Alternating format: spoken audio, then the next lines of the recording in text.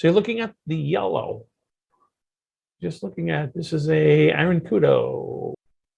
Emergency eye wash station. Some of that's really right.